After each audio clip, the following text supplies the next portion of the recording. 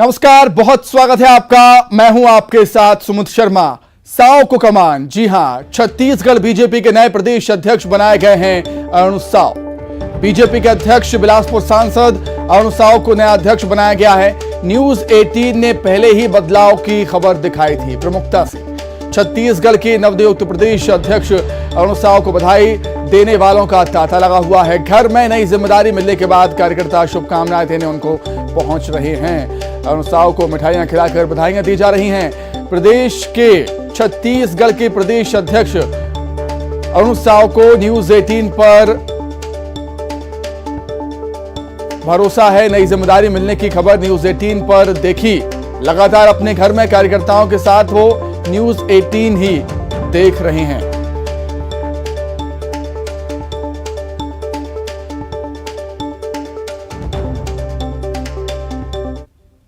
नवनियुक्त प्रदेश अध्यक्ष अरुण साव मेरे साथ हैं। अरुण जी, न्यूज 18 की तरफ से आपको बहुत बहुत बधाई। नई जिम्मेदारी आपको मिली है। अब मेरा सवाल, कितनी बड़ी चुनौती 2023 आपके लिए? आपका बहुत धन्यवाद।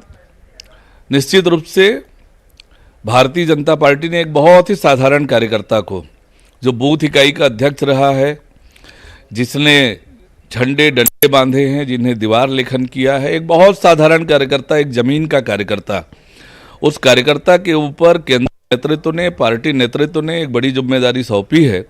निश्चित रूप से जिस भरोसे के साथ, जिस उम्मीद के साथ केंद्रीय नेतृत्व ने जिम्मेदारी सौंपी है, उनके भरोसे पर खरा उतरने के लिए परिश्रम की पराकाष्ठा करेंगे।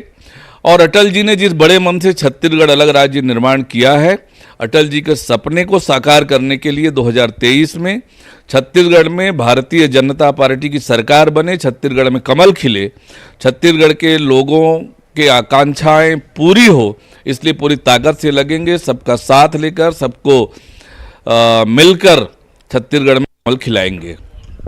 अरुण साहब, आप कह रहे हैं कि छत्तीसगढ़ में फिर से कमल खिलाना है। अरुण जामवाल साहब आए हैं, नई जिम्मेदारी दी है, तो ये माना जाए कि ये और छत्तीसगढ़ में भाजपा की सर्जरी का पहला कदम है।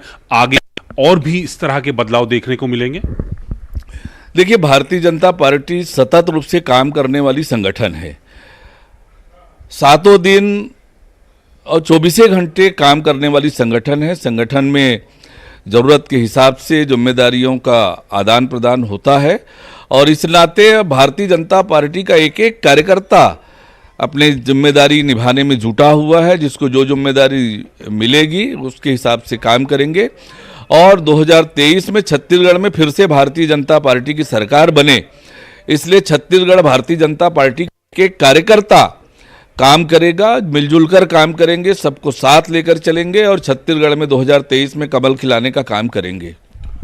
2023 विधानसभा चुनाव की तैयारी है। सर, छत्तीसगढ़ में जो मुख्यमंत्री हैं वो ओबीसी हैं, आप ओबीसी हैं, तो क्या ओबीसी को लेकर ज्यादा फोकस है? कहीं ना कहीं ओबीसी वोट बैंक एक बड़ा आबादी है, तो 2023 की नैया जो पार करनी है वो ओबीसी और आदिवासी जो समुदाय है, जो वोटर है, उसी के सहारे भाजपा जीतेगी। भारतीय जनता पार्टी, जैसे हमारे प्रधानमंत्री जी बार बार कहते हैं, सबका साथ, सबका विकास, सबका विकास, सबका विश्वास और सबका प्रयास। तो सबको साथ लेकर चलेंगे, सबको आगे आने का मौका मिलेगा और सबको साथ लेकर छत्तीसगढ़ को विकास की दिशा में लेकर जाएंगे। छत्तीसगढ़ में भारतीय जनता पार्टी की सरकार बने, छत्तीसगढ़ विकास की दिशा में फिर से बढ़े। छत्तीसगढ़ में विकास के सारे काम ठप हैं, भ्रष्टाचार चरम पर है, जिस प्रकार से प्रशासनिक आतंकवाद का वातावरण है, और आज छत्तीसगढ़ की जनता अपने आप को ठगा हुआ महसूस कर रही है। तो छत्तीसगढ़ की जनता में आक्रोश है राज्य की कांग्रेस सरकार को लेकर, और हम सब मिलजुल कर 2023 में भारतीय जनता पार्टी की सरकार बनाने के लिए पूरी ताकत से लगेंगे। सर, 2023 में भाजपा फिर से सत्ता में लौटेगी, इसी के क्रम में आप काम करेंगे। सर, 2028 में जब चुनाव हुए थे तो जनता की नाराजगी थी, साथ साथ भाजपा के जो कार्यकर्ता थे वो भी नाराज थे, तो उस नाराजगी को अब आपके नेतृत्व में दूर किया जाएगा? भारतीय जनता पार्टी के एक एक कार्यकर्ता काम में लगा हुआ है। इवन कोरोना की वैश्विक महामारी के दौरान भी भारतीय जनता पार्टी का कार्यकर्ता अपनी जान को जोखिम में लगाकर जनता की सेवा में, जनता को मदद करने में लगा हुआ था। आज भी भारतीय जनता पार्टी का कार्यकर्ता पूरी ताकत से जुटा हुआ है। आज हर घर तिरंगा अभियान चल रहा है। भारतीय जनता पार्टी का एक एक कार्यकर्ता हर घर में तिरंगा फहरे को लेकर काम कर रहा है। भारतीय जनता पार्टी का कार्यकर्ता सतत रूप से काम करने वाला कार्यकर्ता होता है और इसलिए 2023 में छत्तीसगढ़ में भारतीय जनता पार्टी की सरकार बनेगी, कमल खिलेगा। इसके लिए एक एक कार्यकर्ता पूरा तरह से तत्पर है, तैयार है और हम चुनाव के मैदान में जाने को तैयार हैं। सर, एक अंतिम सवाल, क्योंकि अब नई जिम्मेदारी आपको मिली है तो कार्यकारिणी भी आपकी होगी, तो नई कार्यकारिणी में नए चेहरे होंगे। 2023 विधानसभा चुनाव की छाप आपकी कार्यकारिणी में नजर आएगी।